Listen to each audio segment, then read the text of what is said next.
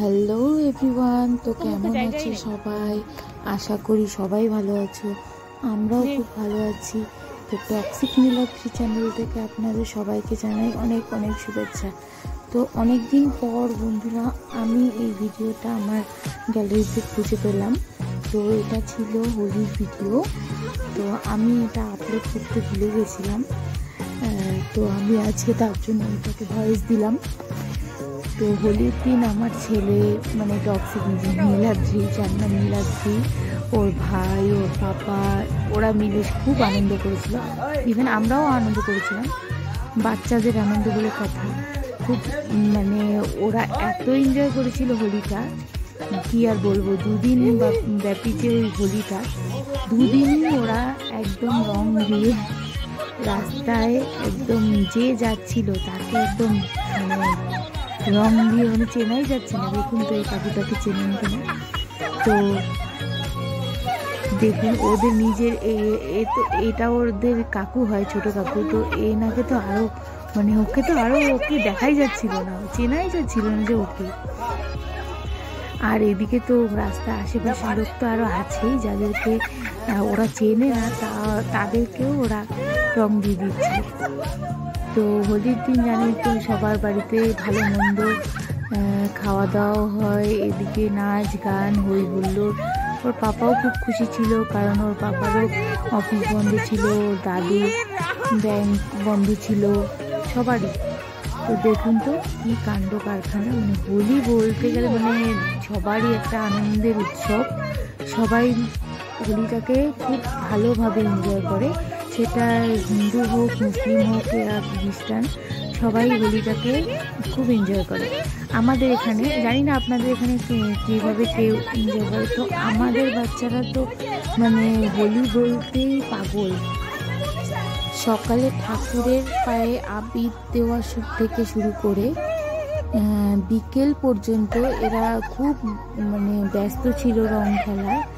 তো আমরাও মানে রান্না বান্না শেষে এদের সঙ্গে যোগ দিয়েছিলাম হোলিতে।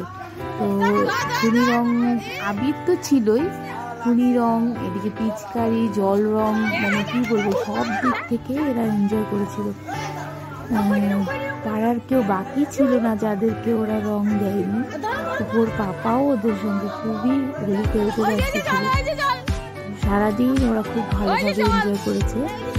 তো তারপর বিকেল গড়িয়ে যেতে যেতেই আমরাও, বিকেল না বলতে গেলে ভুল হবে, দুপুরের খাওয়া দাওয়ার পরে আমরাও ওদের সঙ্গে আবার বেরিয়ে পড়েছিলাম একটু। সবই দেখতে পাবে এই ভিডিওটাতে।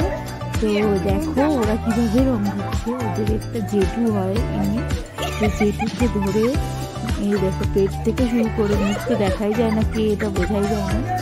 এদের হাতের অবস্থা খুবই খারাপ ছিল। এই 10-12 দিন পর্যন্ত এদের হাত থেকে রং যায়নি। অনেক মানে সংঘর্ষ করে রং তোলা হয়েছে এদের গায়ের থেকে।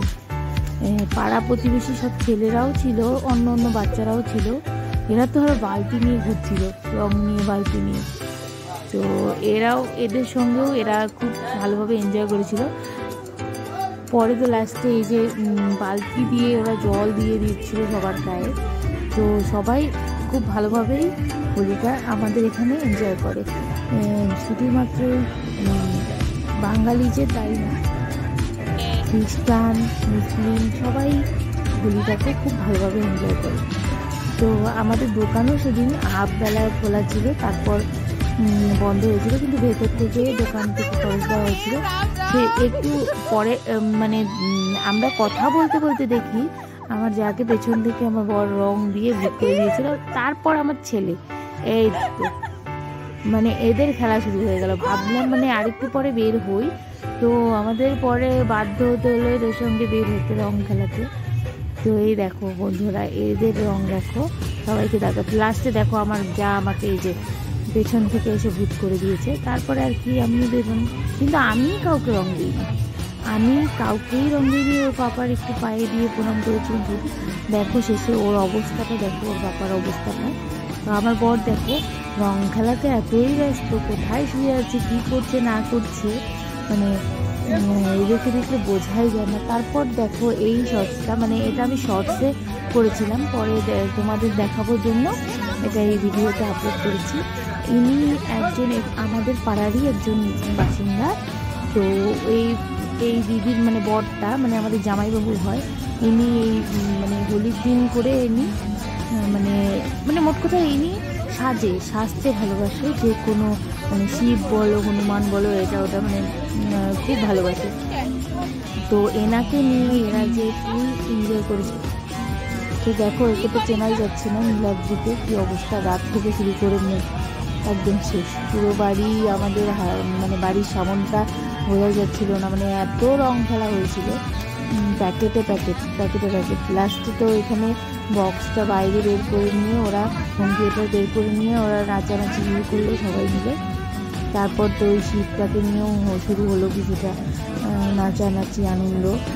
তো দেখো এরপরে আবার এই শীতকে নিয়ে টানাটানি হবে।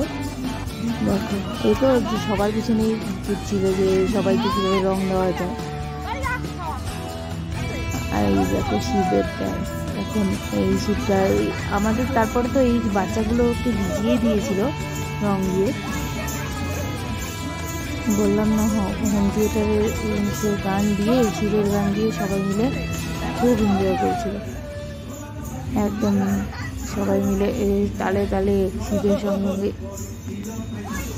আসলে এনার শখের জন্য এগুলো করে না, মানে এই জামাইবাবুটা ওনার কিছুটা মানে উপার্জনের জন্যও করে, তো এনার এটা পেশা বলতে গেলে। তো এরপর এনাকে নিয়ে আমরা আমার বাপের বাড়ির উদ্দেশ্যে রওনা দিলাম। আর নেক্সট ব্লগ তোমরা দেখতে পাবে খুব তাড়াতাড়ি। তো ভালো থেকো সবাই, টাটা।